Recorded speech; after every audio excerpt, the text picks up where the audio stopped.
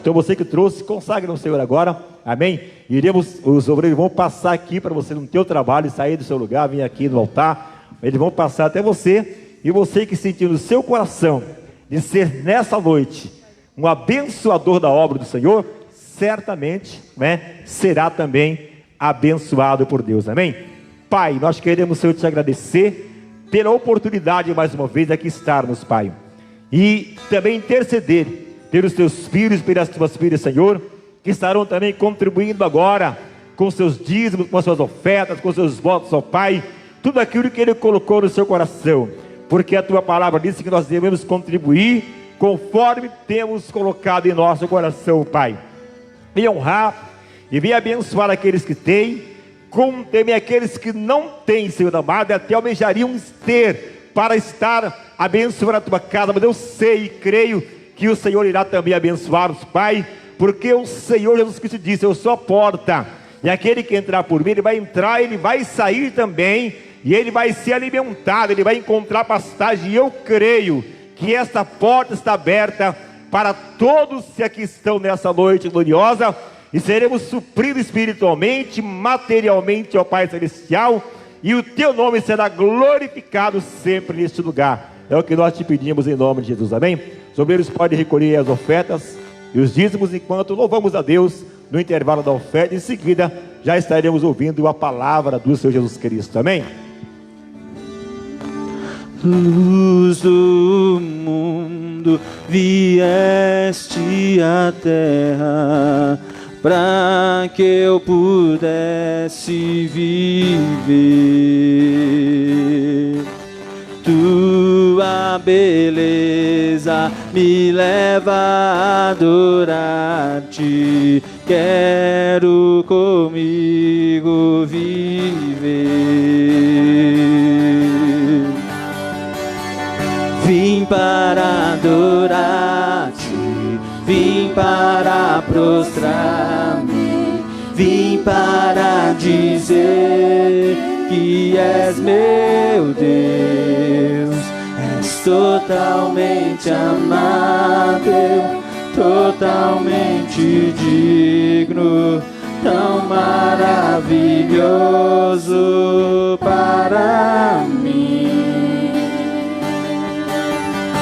É eterno Rei, exaltado nas alturas, glorioso se vês. Humilde vieste à terra que criaste, por amor pobre se fez. Vim para adorar-te, vim para prostrar-me, vim para dizer que és meu Deus. És totalmente amável, totalmente digno, tão maravilhoso para mim. Não vou calar meus lábios, eu vou profetizar, manifestar a graça e abençoar a quem Deus quer entregar. Não vou calar meus lábios, eu vou profetizar, manifestar a graça e abençoar a quem Deus quer libertar. Sobre tua vida eu vou profetizar, nenhuma maldição te alcançará. Sobre tua vida eu vou profetizar, nenhuma maldição te alcançará. Eu sei que Deus tem pra ti uma manancial, cujas águas nunca cessarão. Aleluia, aplauda mais uma vez ao Senhor Jesus.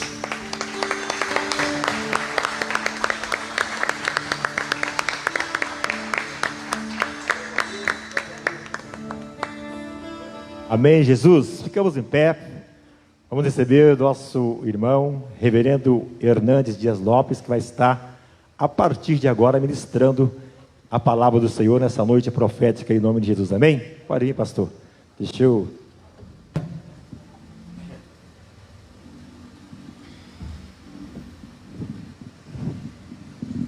Vamos fazer um instante de oração, irmãos. Pai, nós queremos, Senhor, te agradecer pela vida, Pai, do teu filho, que aqui está, Senhor amado, nessa noite, nos dando a honra e o privilégio, Pai, de ministrar para a tua igreja a tua palavra, porque a tua palavra é a verdade, a tua palavra é viva, ela é eficaz, Senhor, a tua palavra, ela é mais penetrante do que qualquer espada e dois gumes, Senhor, divide junto as medulas, alma e espírito, e também é apta para discernir as intenções e os pensamentos do coração. Usa o teu filho, Pai, com sabedoria e graça, abre a nossa mente, abre o nosso entendimento também, para que, ouvindo a tua palavra, possamos crer e guardar em nossos corações, para não pecarmos contra ti. Amém, Jesus. Vou dar mais uma. Diz que eu seguro o meu de velha. Então vou dar uma apertada aqui. Aplauda o Senhor Jesus pela vida do pastor Hernandes, amém? Podem assentar, queridos irmãos, por gentileza. Pastor João, muito obrigado pelo seu carinho. É um privilégio, irmãos, estar aqui com vocês nesta noite. Eu quero convidar você para abrir sua Bíblia comigo, no primeiro livro dos Reis, no capítulo 17. Por favor, abra aí. Primeiro livro dos Reis, 17. Nós leremos até o versículo 10, de 1 a 10. 1 Reis 17, de 1 a 10, diz assim: Então Elias, o tesbita, dos moradores de Gileade, disse a Acabe: Tão certo como vive o Senhor, Deus de Israel, perante cuja face estou, nem orvalho, nem chuva haverá nesses anos, segundo a minha palavra. Veio-lhe a palavra do Senhor dizendo: Retira-te daqui, vai para a banda do Oriente, e esconde-te junto à torrente de Querite, fronteira ao Jordão. Beberás da torrente, e ordenei aos corvos que ali mesmo te sustentem. Foi, pois, e fez segundo a palavra do Senhor. Retirou-se e habitou junto à torrente de Querite, fronteira ao Jordão. Os corvos lhe traziam pela manhã pão e carne, como também pão e carne ao anoitecer, e bebia da torrente. Mas passados os dias a torrente secou, porque não chovia sobre a terra. Então lhe veio a palavra do Senhor dizendo: Dispõe-te e vai a Sarepta, que pertence a Sidom, e demora-te ali, onde ordenei a uma mulher viúva que te dê comida. Então ele se levantou e se foi a Sarepta. Amém. Irmãos amados, talvez a nossa geração não tenha visto uma crise tão aguda, agônica, endêmica e sistêmica como a crise que estamos vivendo. Bastou um vírus para parar o mundo, para mudar a agenda das nações. As nações mais ricas revelaram-se tão vulneráveis quanto as mais pobres. Pessoas encasteladas nos seus palácios foram vitimadas por esse vírus do mesmo jeito que aqueles que moram nas palafitas. Vivemos uma crise não apenas nacional, mas mundial.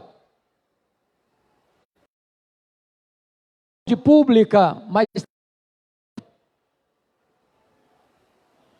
não apenas institucional, mas também moral e espiritual.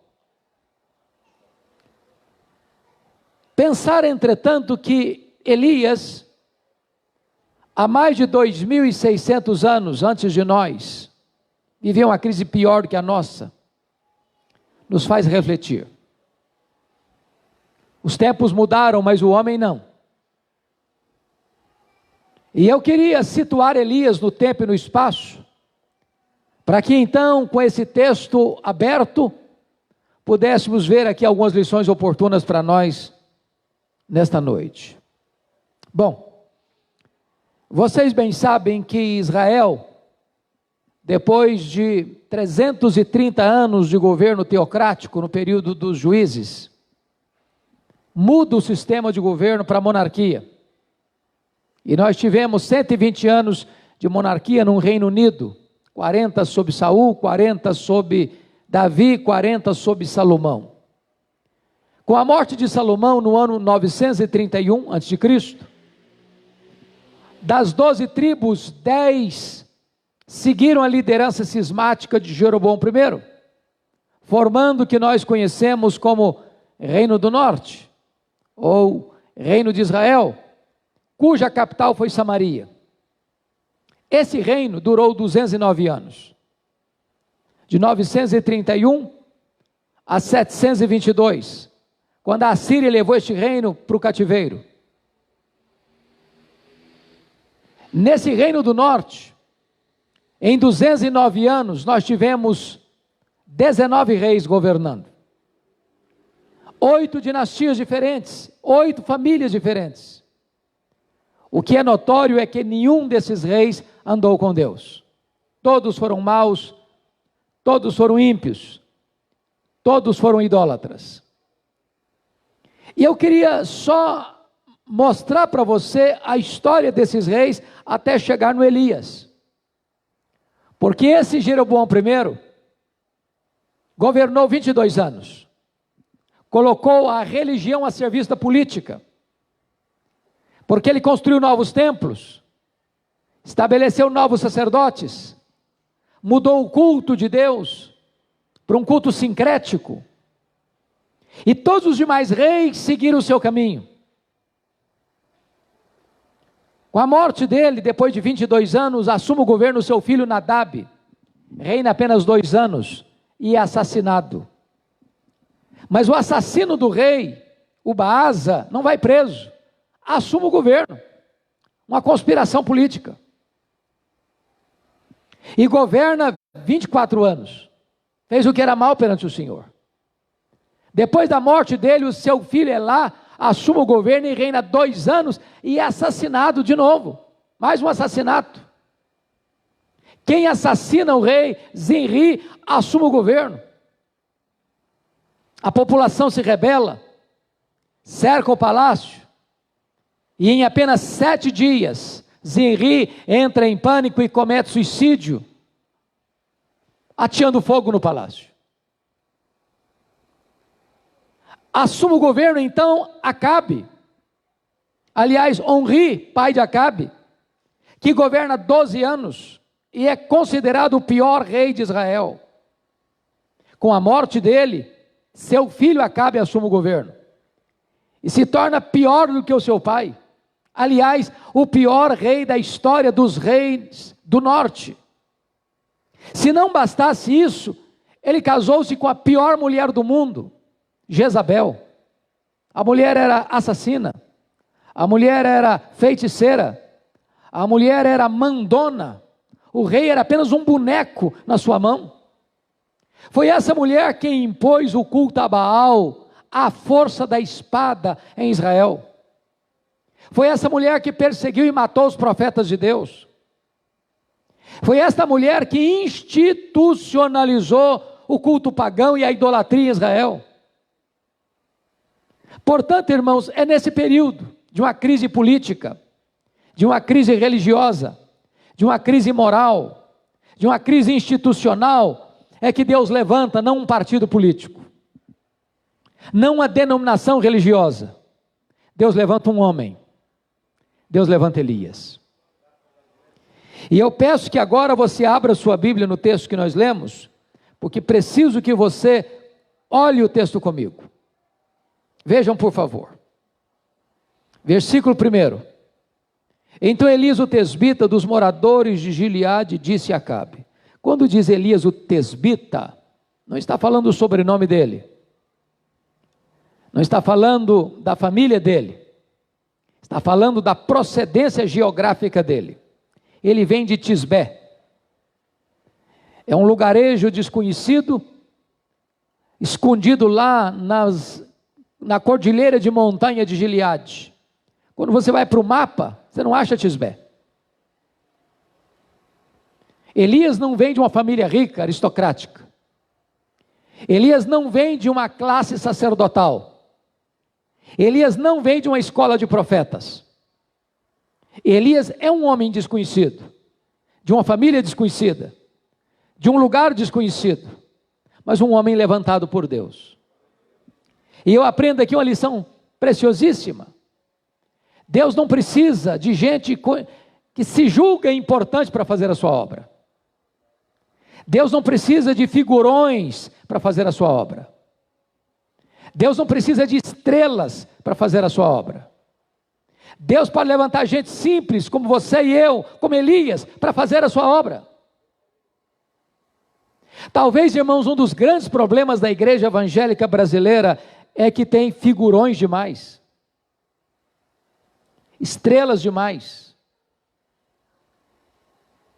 Nós estamos vivendo um período crítico na igreja evangélica brasileira de se considerar pregadores e cantores como se fossem astros de cinema.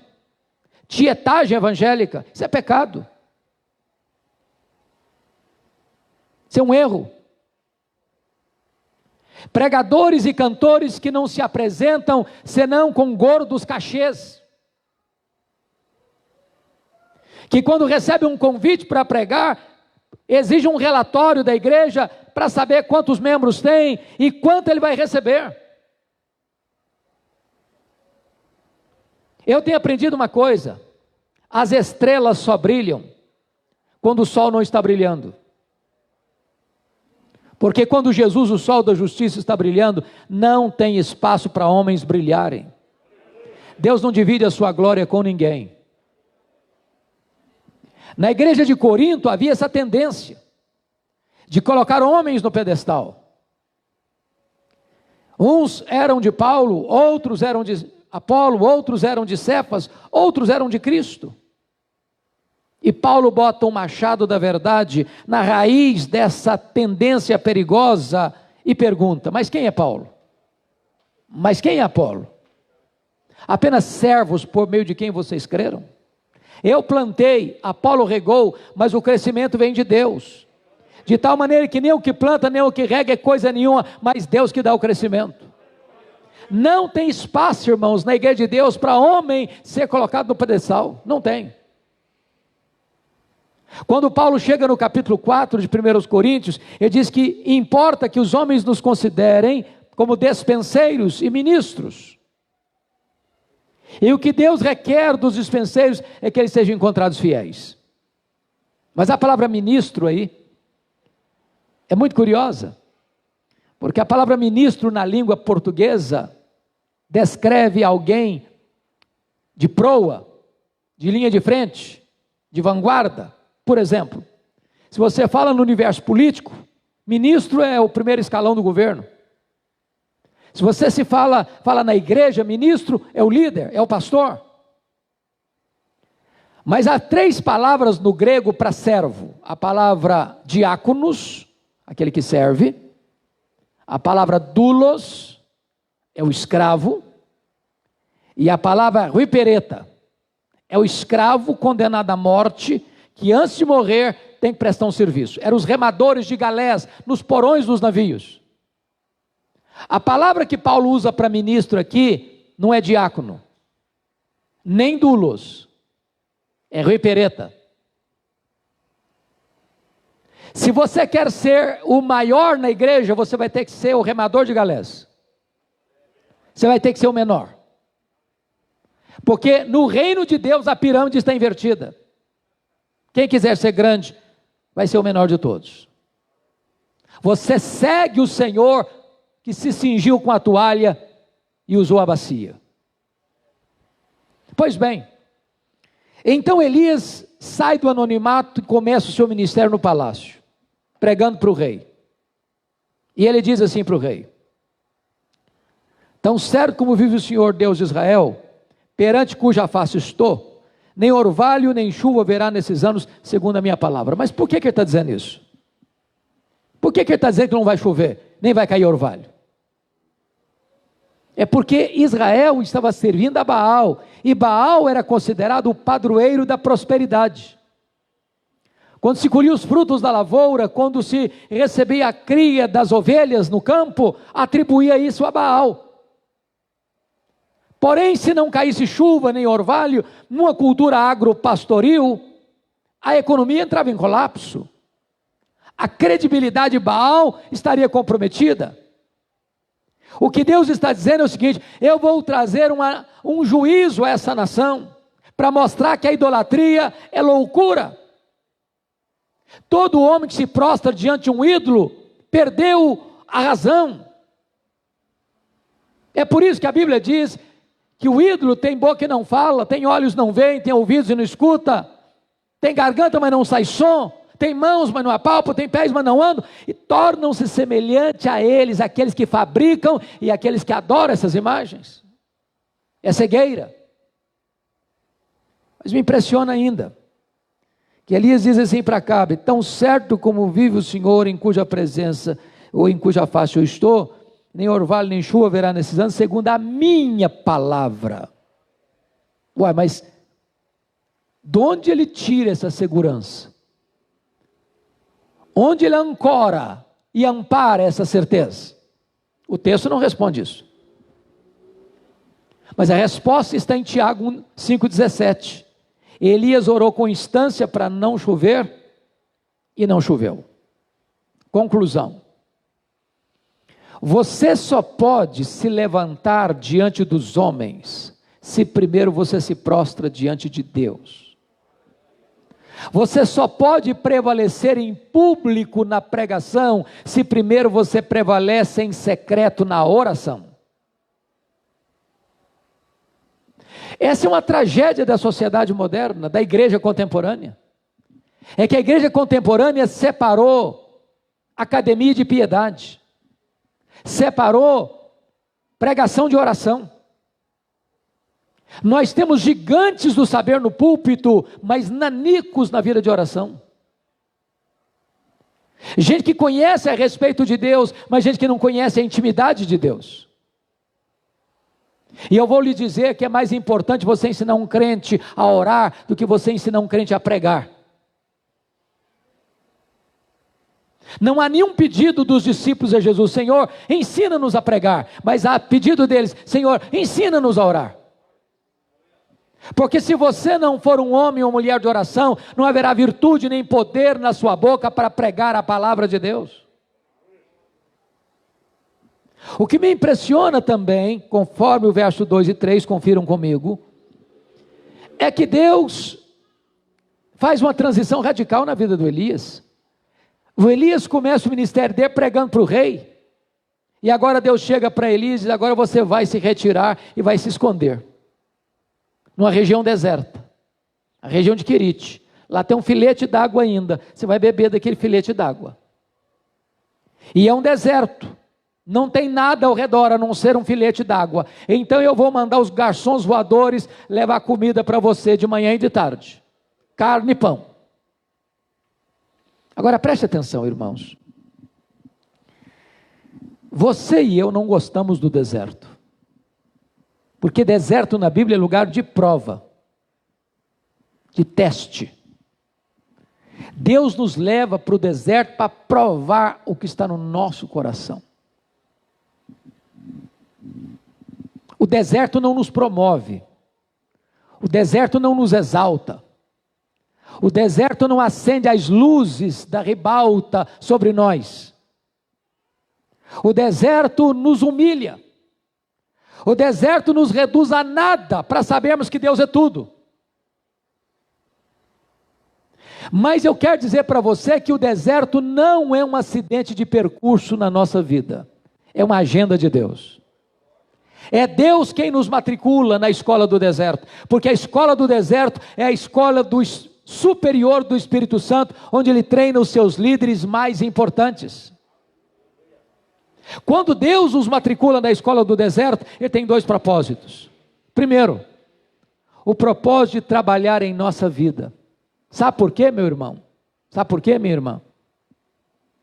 Porque Deus está mais interessado em quem você é do que no que você faz.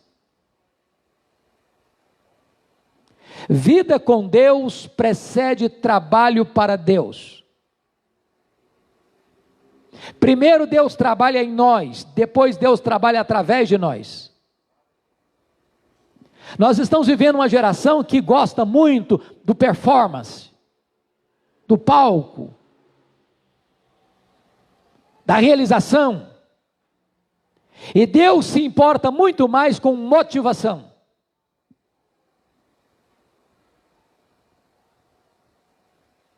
Quando Jesus chamou seus discípulos, é digno de nota isso, Jesus não os chamou prioritariamente para pregar, nem mesmo para expulsar demônios.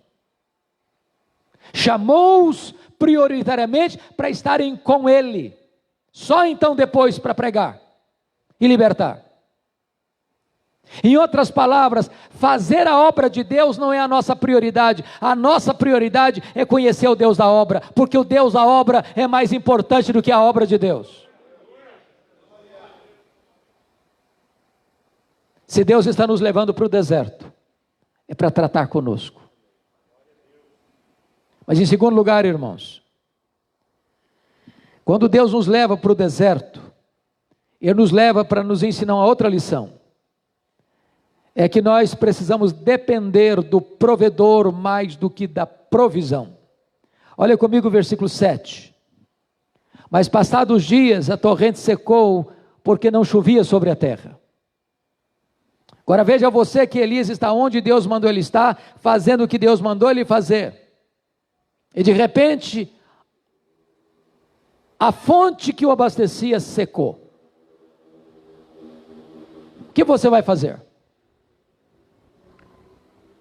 Quando a fonte que você se alimenta dela seca,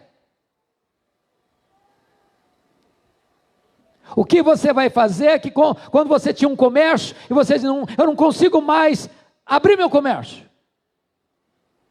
O que você vai fazer quando você estava empregado e diz, eu não estou mais empregado, a empresa me mandou embora. O que você vai fazer quando uma pandemia dessa, o poder econômico da grande, vasta maioria da população brasileira caiu vertiginosamente? Eu quero dizer para você, que quando a sua fonte seca, Deus sabe onde você está, Deus sabe para onde você precisa ir, Deus sabe o que você precisa fazer. A sua fonte pode secar, mas os mananciais de Deus continuam jorrando.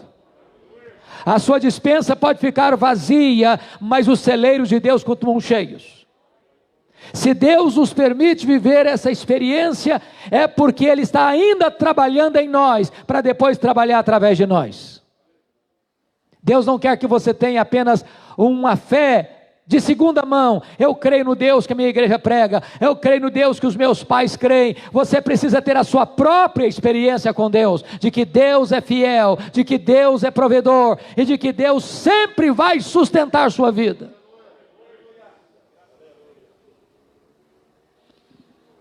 Me permita ilustrar isso com a experiência pessoal. Hoje está fazendo exatamente 19 anos que as torres gêmeas foram atacadas. E no exato momento que as torres gêmeas estavam sendo atacadas, eu estava defendendo a minha tese de doutorado em Jackson, Mississippi. Eu fui para lá fazer um curso. E a igreja que ainda sou pastor até hoje, na época, não só me enviou, mas botou uma verba para o nosso sustento. Fui com a minha esposa, com os meus 2 filhos pequenos. E a verba que votaram para mim, na época, foi $2.300 por mês. Mas, desse valor eu tinha algo a deduzir, com certeza. Primeiro, é que todo pastor é dizimista. Pelo menos pressupõe que seja. Se eu recebia 2.300, já deixava $230 na tesouraria da igreja. Recebia 2,70. Nós temos uma senhora que mora conosco há mais de 30 anos, viúva, já com mais de 70 anos. Eu não achei justo desampará-la naquele tempo. Continuei pagando o salário dela. Portanto, eu recebia líquido em torno de 1.300, 1.400. Quando eu chego em Jackson, Mississippi, eu fui com expectativa de bolsa, não encontrei bolsa de 1 centavo. Procurei escola pública para os filhos, não consegui, tive que pagar uma escola cristã. E eu e minha esposa levantávamos 4 horas da manhã para limpar a escola, para receber um desconto na mensalidade de $200 por mês. Tínhamos levado todas as nossas economias pessoais. Não tem transporte público, pelo menos não tinha na época, tive que comprar um carro velho. Pagar aluguel, pagar seminário, pagar escola de inglês. Comprar comida para casa, comprar livros. Quando eu botei na ponta do lápis, as nossas despesas nunca ficaram inferiores a 3.000 por mês. Eu tinha uma receita de 1.300, 1.400. Com 5 meses, eu tive uma inflamação no braço, não segurava nem a vassoura, nem o rodo mais. Tive que largar o serviço, menos $200 no orçamento. O carro velho quebrou.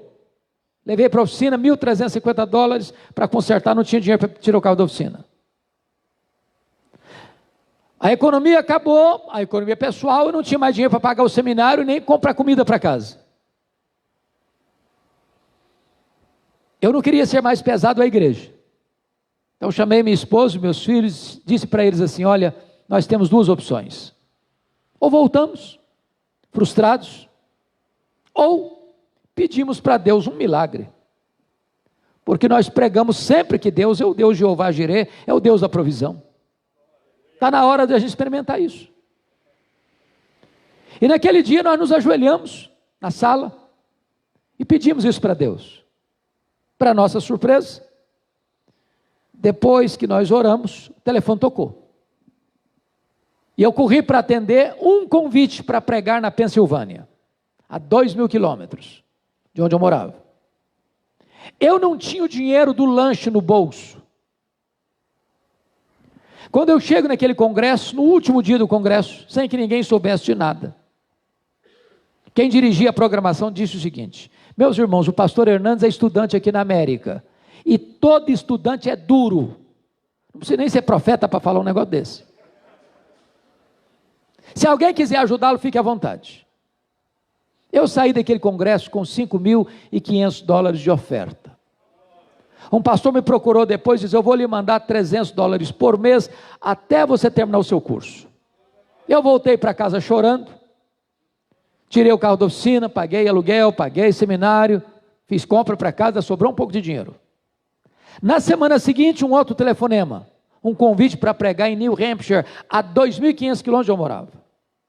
Estou pregando meu último sermão, quando um presbítero vem por trás de mim e bota um bilhete diante da minha Bíblia dizendo assim, eu não sei o que está acontecendo com você, mas Deus tocou o meu coração e eu vou lhe mandar $600 por mês até você terminar o seu curso. No final me deram $2.500 de oferta. Para encurtar a conversa, eu recebi 21 convites para pregar em 10 estados diferentes dos Estados Unidos. Cada lugar que eu ia, Deus fazia um milagre diferente. Um dia uma mulher fez uma viagem de noite, debaixo de neve, para onde eu estava, porque Deus tocara o coração dela, para ir me dar uma oferta. Não nos faltou nada. No dia que nós viemos embora, e esse dia estava agendado para ser 12 de setembro de 2001, ficamos retidos lá mais 4 dias por causa do ataque das torres. Fui ao banco para fechar a conta. Para minha surpresa, exatamente o valor das nossas economias pessoais que nós havíamos levado, estava lá no banco. E Deus nos ensinou uma lição. quando a sua provisão acaba, você precisa depender do provedor mais do que da provisão. A sua provisão pode acabar, mas os meus celeiros continuam cheios. Você depende de Deus mais do que da provisão de Deus. Irmãos, Deus é poderoso para fazer coisas surpreendentes. Esse carro velho, na hora que eu vim embora, o meu colega de porta, missionário, estudava lá comigo, ele era colombiano. Ele disse: pastor, eu preciso comprar o seu carro. Eu disse para ele: então pode fazer a avaliação. O que avaliarem, tudo bem para mim. Ele fez a avaliação do carro, $2.900. Ele disse: pastor, mas eu só tenho 2.000. Tá bom, o carro é seu, não tem problema não. Aí ele me disse: então você fica com o carro até você ir embora. Melhor para mim, disse. No último dia, minha esposa foi à escola para resolver algumas questões de documentos das crianças. Ela sai de casa e me liga. Falou: olha, bateram no nosso carro. Falei: no nosso não, já está vendido. Falei: que carro que bateu? Uma picape. Como é que foi? O carro que bateu na traseira saiu rebocado, mas o nosso não aconteceu nada. Falei: não é possível, como é que era um Toyotinha velho? Eu chego lá, não tinha nada.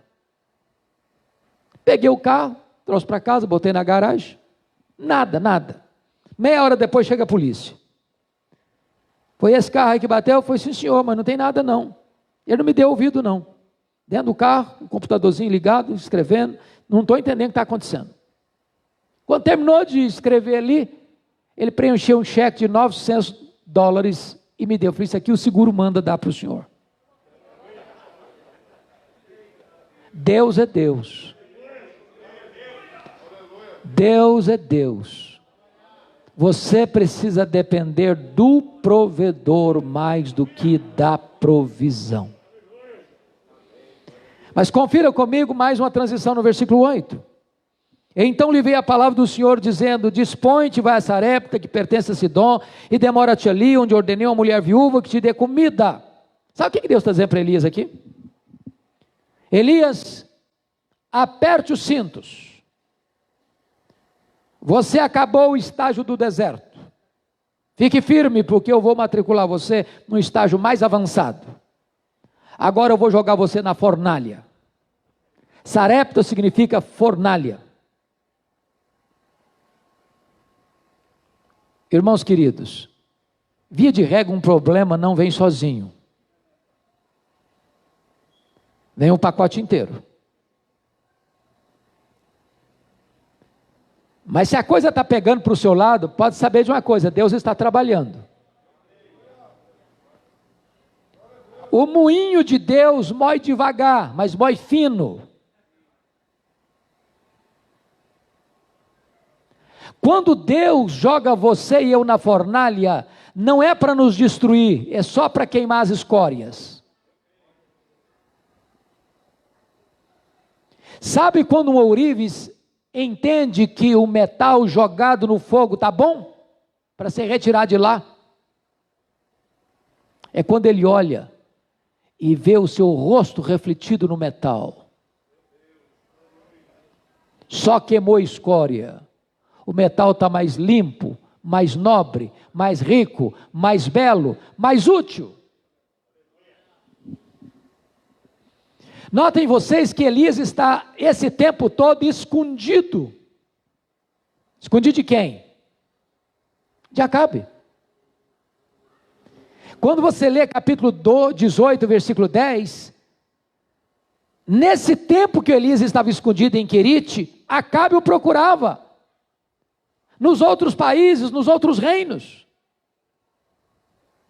Agora Deus chega para ele e diz: agora você vai sair do esconderijo, vai atravessar a fronteira, 150 quilômetros ao norte, e você vai para Sarepta. O Deus que envia é o Deus que protege. Agora parece que Deus tem senso de humor, porque o que Deus está falando para Elias não faz sentido. Se Deus dissesse: olha meu filho, chega de ficar aí escondido, descansando, vamos trabalhar um pouco agora? Tem uma viúva passando uma necessidade enorme lá em Sarepta. Você agora vai para lá sustentar aquela mulher. Eu podia dizer, pelo menos eu tenho um trabalho para fazer, eu tenho um ministério, vou cuidar de uma mulher viúva.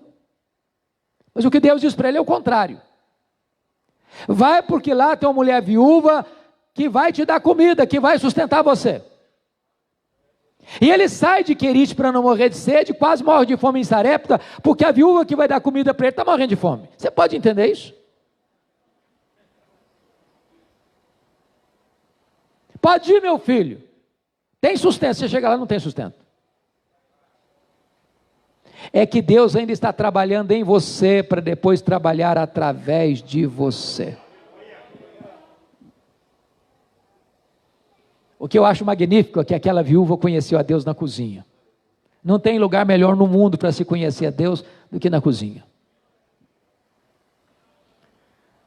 À luz do texto, Deus não multiplicou para aquela viúva um saco de trigo e um tonel de azeite. O milagre era diário. Todo dia ela ia, fazia a refeição, olhava na vasilha, mesmo nível de trigo, mesmo nível de azeite.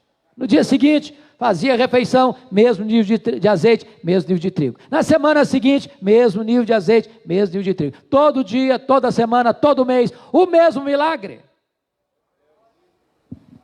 Agora preste atenção nisso.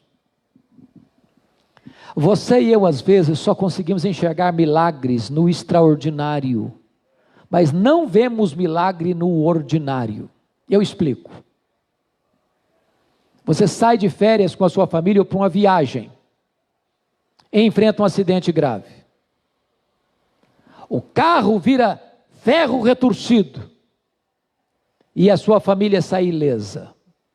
Um milagre. Verdade. Mas quantas vezes você já viu o milagre, o fato de você sair de casa todo dia, voltar para casa todo dia, levar seus filhos na escola todo dia, pegar seus filhos da escola todo dia, sem um acidente sequer? Milagre!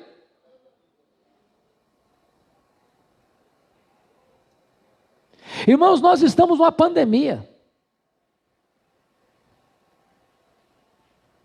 No Brasil já foram 129 mil pessoas mortas, ou de Covid ou com Covid, não interessa. Gente melhor que nós, já se foi. Você não sabe onde está o vírus. Você luta com o inimigo invisível. Mas não é só Covid-19 não, o ar está cheio de vírus e bactérias letais. O simples fato de você e eu estarmos aqui nesta noite é um milagre de Deus. Diz a Escritura que nele vivemos, nos movemos e existimos. É Ele quem nos dá a respiração e tudo mais. Se Deus preserva a sua e a minha vida, entenda isso, é porque tem um plano ainda a cumprir na nossa história.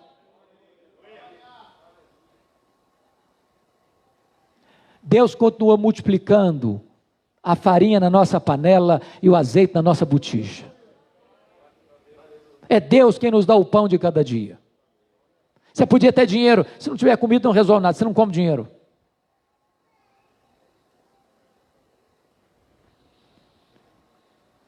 Pois bem, queridos, mas tem outra coisa que é chocante no texto.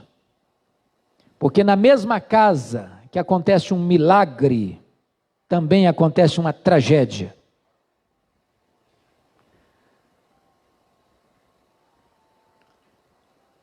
Há alguns anos, alguns pregadores no Brasil começaram a pregar e dizer que se você é crente mesmo, você não fica doente. Se você é crente mesmo, você não anda de metrô, de ônibus, nem de Fusca. Hoje andar de Fusca é chique. Quem tem Fusca hoje está na crista da onda. Se você é crente mesmo, você não tem problema. Teologia ruim. Teologia distorcida. Isso não é verdade. Não é verdade, irmãos. Deixa eu dizer para você, crente fica doente. Crente pega coronavírus. Crente fica desempregado. Crente enfrenta a dor do luto.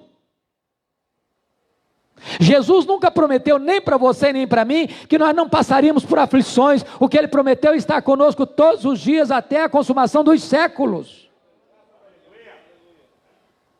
O filho único da viúva adoece e morre.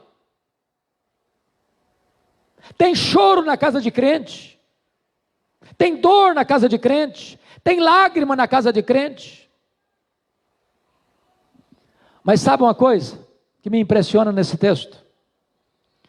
É que a viúva botou a culpa da morte do filho nas costas de Elias. Desde o Éden é assim, o ser humano tem tendência de transferir a responsabilidade para outrem. Pastor, então, tem costas largas. Casal briga de madrugada, o culpado é o pastor, porque o casal brigou de madrugada. Adolescente vai embora de casa, culpado é o pastor, que não acompanhou o adolescente direito. Sabe o que me impressiona? É que o Elias não se defende. Porque você e eu, às vezes, somos muito apressados em nos defendermos. Nós até engrossamos a voz. Alguns dizem, é melhor passar por cima do meu cadáver do que passar por cima dos meus direitos. Pois Elias não se defende. Talvez entendendo um princípio de Jesus, que não se esmaga a cana quebrada, nem se apaga a torcida que fumega. Não adianta você machucar quem já está quebrado pelas realidades da vida. Mas Elias nos ensina uma lição preciosa.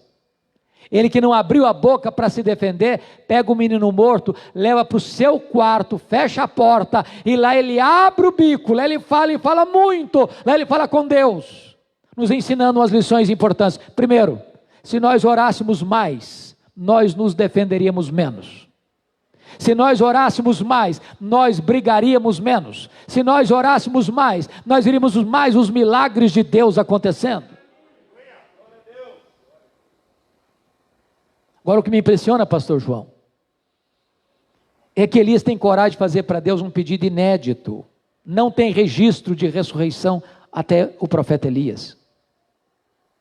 E eu fico imaginando, meus queridos colegas pastores, que se hoje você e eu fôssemos fazer uma oração, pedindo para Deus algo que nunca aconteceu na história, talvez nos internariam numa clínica psiquiátrica. Talvez nos chamariam de loucos, inconsequentes.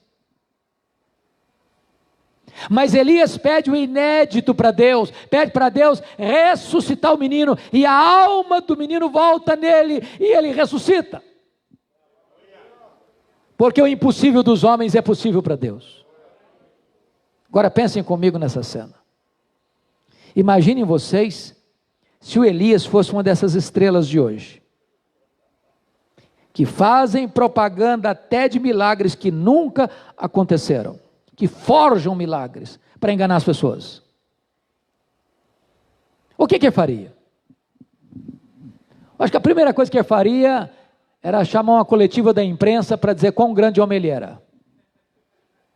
Acho que a segunda coisa era colocar alguns outdoors na cidade de Sarepta com a fotografia dele, para enaltecê-lo. Talvez a terceira coisa que ele faria era escrever um discurso de autoelogio. Talvez a quarta coisa que ele faria era bater palmas para ele mesmo. Talvez a última coisa que ele faria era fazer um solo do hino Quão Grande És Tu, diante do espelho. Não fez nada disso. Não fez nada disso. Ele simplesmente trouxe o menino vivo e disse para sua mãe: o teu filho vive. Sabe o que Elias está nos ensinando, irmãos? Se Deus por sua graça está usando a sua vida, bote a boca no pó. Porque tudo vem dele, tudo é por meio dele, e tudo é para ele, e ele não divide a sua glória com ninguém. Leia sua Bíblia e você verá que os homens de Deus, ao darem testemunho da obra de Deus, nunca disseram, eu fiz, eu fiz, eu fiz, eu fiz. Não, Deus fez, Deus fez, Deus fez. Quem faz é Deus. Quem faz é Deus. Nós somos apenas os instrumentos. Mas eu quero concluir. Se você perceber no versículo 24 desse capítulo, o último versículo, diz algo sublime. Quando você honra Deus, Deus honra você. Está escrito lá em 1 Samuel 2,30, aos que me honram, eu honrarei. Esta mulher disse então para Elias assim, agora eu sei que tu és homem de Deus, e que a palavra do Senhor na tua boca é verdade. Duas coisas são dignas de nota. Primeira, como é que nós somos conhecidos? O que é que as pessoas falam a nosso respeito? Há homens ricos, há homens cultos, há homens políticos, há homens manipuladores, há homens influentes.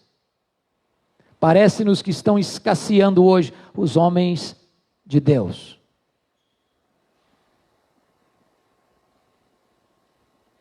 Mas a segunda coisa é para fazer tremer nossos joelhos ainda. Quando ela diz assim, agora eu sei que a palavra do Senhor na tua boca é verdade. Porque pode ser então que a palavra do Senhor não seja verdade na nossa boca. Porque uma coisa é proferir a palavra de Deus, outra coisa muito diferente é ser boca de Deus. Está escrito em Jeremias 15:19 assim, se tu te arrependeres, eu te farei voltar e estarás na minha presença. Se apartares o precioso do vil, serás a minha boca. Chega uma pessoa e prega uma verdade, não acontece nada. Chega outra pessoa e prega a mesma verdade e os corações se derretem. Por quê? É porque um é boca de Deus, o outro não é.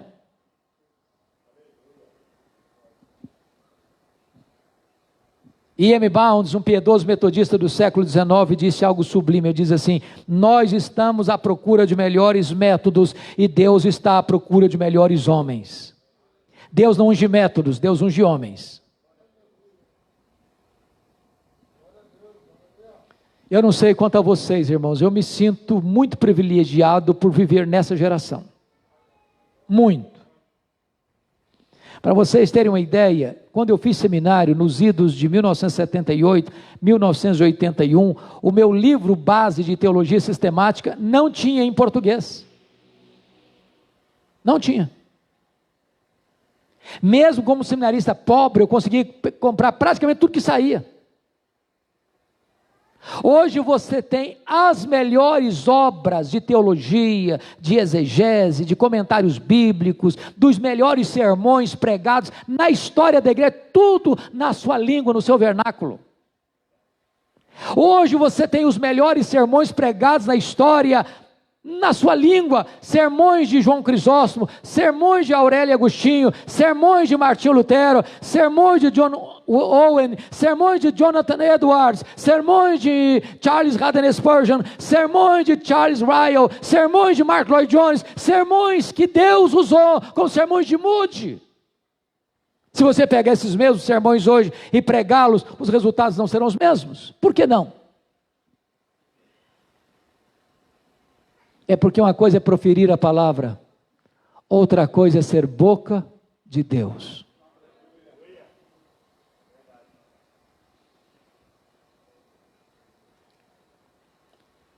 O Brasil está em crise, irmãos.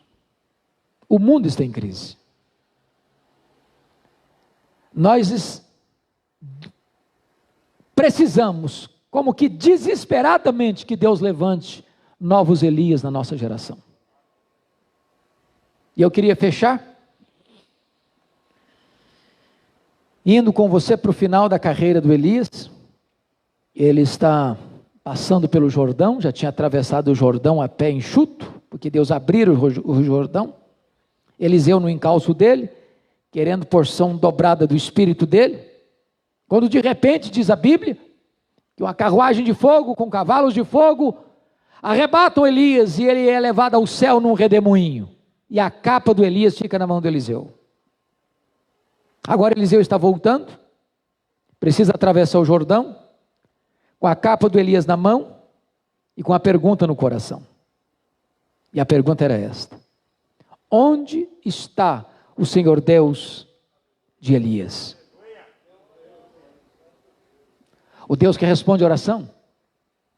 O Deus que fecha as comportas dos céus? O Deus que multiplica farinha e azeite? O Deus que ressuscita o menino? O Deus que manda fogo do céu?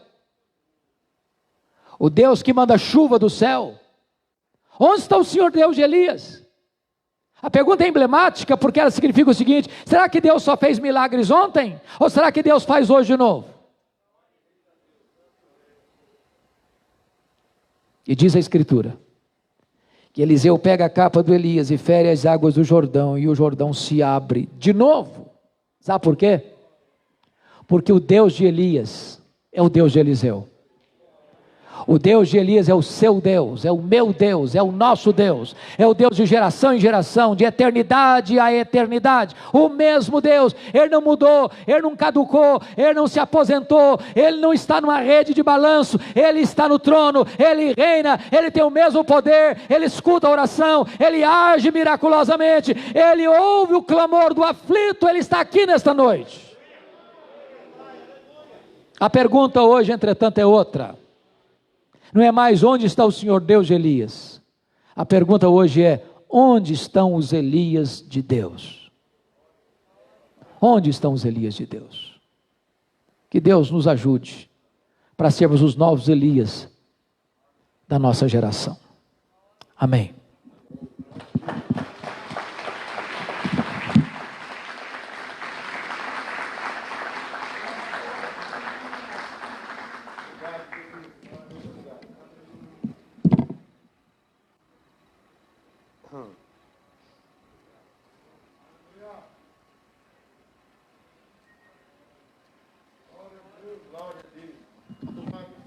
Amém, Jesus. Deus abençoe. Reverendo Hernandes Dias Lopes, amém, que ministrou uma palavra que realmente até nos leva a uma introspecção da nossa vida. Onde está os Elias de Deus? E nós temos aqui alguns trabalhos, eu acho que tem mais do que isso, né, pastor? Reverendo, mas aqui alguns, né? Provérbios, Manual de Sabedoria para a Vida. É só procurar, qual é o nome do pastor que está lá? Eu esqueci o nome dele. Flávio? Flávio, está lá, já está lá. Ó. Com a maquininha na mão, ou não? Tá não? Ah, tá. Amém? Guerra espiritual, você pode adquirir na saída. Ele falou que não pode demorar muito não, tá bom? Vai lá, já passa o cartão. Amém? Igreja, corpo vivo de Cristo.